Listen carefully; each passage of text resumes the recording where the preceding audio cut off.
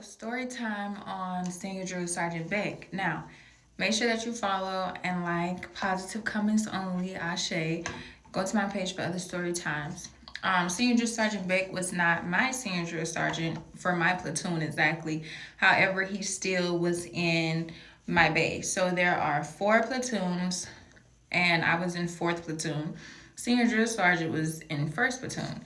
Now, in the military, they have this regulation called equal opportunity, which means it is illegal to be racist in the United States military. That is exactly the reason why I stretched so much and so far about how the treatment is done, because literally it goes against the law. But anyways, they're always breaking shit. But to the point that I'm talking about with Senior Drill Sergeant Beck, right? So he was an island guy. He was not Caucasian, but he was not African American either. However, when you're not Caucasian, you are still considered a colored person, no matter what, no matter where, and no matter when. So he was one of the guys who was funny. He was a senior drill sergeant who was not rude. He was not obnoxious. I also did a story time on my actual senior drill sergeant, Magnus. He was the complete opposite. Senior drill sergeant Beck was very respectful. He was funny. He was kind. He motivated you. Even if he smoked you, he still made you feel like basic training was something that you could get through. Like the hazing and bullying, he didn't do because it wasn't needed. And a lot of the other drill sergeants called him soft. I remember when Drill Sergeant Gray had got removed because she had cussed out a trainee, so they fired her from being a drill sergeant and sent her to reception. So reception, the drill sergeants that work at reception are drill sergeants that got kicked out of being a drill sergeant in basic training. So basically, they were disrespectful, they were rude, they was racist, they were obnoxious, they were bullies, whatever the case may be, and they sent them to work at reception instead. Either way it goes, they're still allowing the problem to be in the system. But the fact of the matter is, once Senior Drill Sergeant Beck had this type of aura on him to where people liked him, like even people who wasn't in his platoon would speak to him, go out of their way, to announce him. The other drill sergeants did not like that. They called him soft, they called him weak, and the whole time he just wasn't a bully. He was big, he was muscular, so I'm sure they were intimidated. I'm sure that he probably aced drill sergeant school. A lot of the drill sergeants who bully you were the same ones who failed and got bullied when they were going to drill sergeant school. So basically, once they become a drill sergeant, they got to try to act like all high and mighty, like they got it going on. You was just suffering when you was going through training. And the other drill sergeants said it. Like, we know you was falling out. But anyways, he just had this attitude about him that was just genuine. Like I said, like he was one of the senior drill sergeants who stood on business. You knew not to play with him, but again, he wasn't mean, he wasn't hateful. And I wasn't there because again, he was not in my platoon. However, there has been literally racist things done and nothing has gotten done about it. Now, let me tell you how they got rid of Senior Drill Sergeant Beck. Keep in mind, I did tell you, he's not white. So they already have the non-whites on a train to be on the first thing smoking.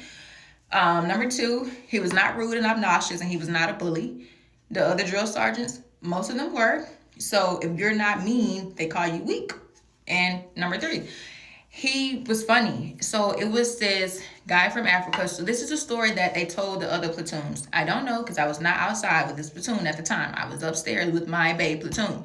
Now, just going off of Senior Drill Sergeant Beck's personality, I don't think that he meant it in a wrong way. So basically, there was this African guy who said something to Senior Drill Sergeant Beck, and Senior Drill Sergeant Beck said, I can't hear you, in a joking way. And the guy took it as if Senior Drill Sergeant Beck was talking about his accent. Mind you, I did tell you, we have equal opportunity, which means you cannot be racist in Uncle Sam's camp. So they claim, right? And they said that once he said that, the guy went to report, so the trainee went to report to another drill sergeant that he felt offended, because with equal opportunity, with EO, you can report anything. Anything. Somebody can say, why you got on blonde, why you got on a blonde wig and you're black. Like, you can go report anything that makes you feel like somebody is racist or they're sexist or biased. And he went to report it, and lo and behold, they got Senior Drill Sergeant Beck smoking on the first thing out of here. Now, there's other drill sergeants who done did worse, who done enacted on intentional racism and didn't go anywhere. I literally had a drill sergeant ask he was a Caucasian drill sergeant. He asked one of the black trainees what the fuck was on top of her head. Mind you, it was her afro, because she had a lot of hair. He had never seen black people with a lot of hair, and was asking her what the fuck was that. You know exactly what was on her head. You know it's literally coming from her scalp. Like, come on now. And like I said, I wasn't there. I don't know how Senior Drill Sergeant Beck meant it, because I'm not in his body. But all I can say is that for him to say, I can't hear you, they took that and blew it up.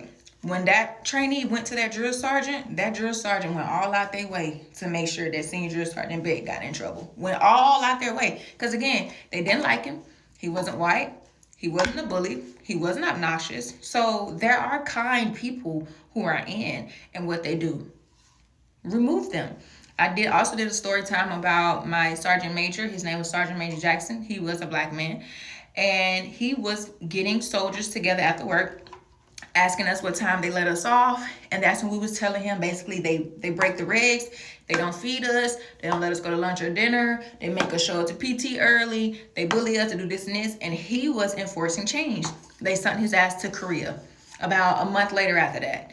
And it was back to the racism and the bullying. Like, I'm telling you, it was just no escape. And I never experienced racism before Uncle Sam camp. I never have in my life, no matter where I was in the world. Never experienced racism. If somebody didn't like me, I probably didn't think that it was because of my skin color. Like, they didn't do that much. They didn't make it known. They weren't a bully. They weren't obnoxious. They weren't coming in my face.